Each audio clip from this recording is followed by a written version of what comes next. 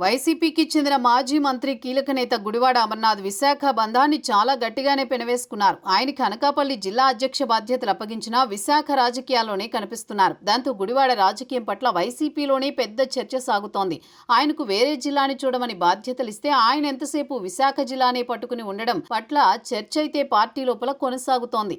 ఇక కేకే రాజు అని ఉత్తర నియోజకవర్గ వైసీపీ నేత.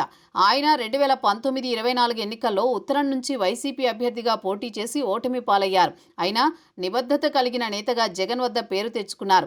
అంగబలం అర్ధబలం ఉన్న వారు క్యాడర్కి ఎక్కువ సమయం ఇస్తారు, పార్టీని పట్టించుకుంటారన్న పేరుంది.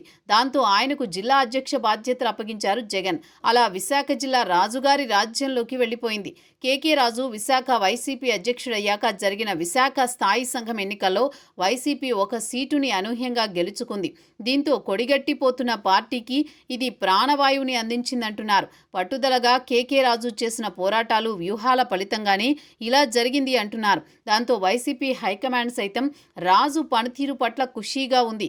ఇక గుడివాడ అమర్నాథ్కి అనకాపల్లి వంటి జిల్లా బాధ్యతలు ఇచ్చినా ఆయన విశాఖ ఫోకస్ అయితే తగ్గలేదు అంటున్నారు. ఆయన మీడియా ముందుకొచ్చి ప్రకటనలు భారీ స్థాయిలో ఇస్తారని, ఆచరణలో మాత్రం ఆ దూకుడు పెద్దగా కనిపించదని విమర్శలున్నాయి. ఆయన విశాఖ వైసీపీకి పలుమార్లు ప్రెసిడెంట్గా బాధ్యతలు చూసినా పార్టీ పెద్దగా ఎదగలేదని అంటున్నారు. ఇక ఆయనకు ఇచ్చిన జిల్లాలో వైసీపీ ఇబ్బందులు పడుతోందని, అక్కడికి వెళ్లి పోరాటం చేయాల్సి ఉందని అంటున్నారు. అయితే జగన్ వద్ద తమ నేతకు సాన్నిహిత్యం ఉందని గుడివాడ అనుచరులు చెప్పుకుంటున్నారు.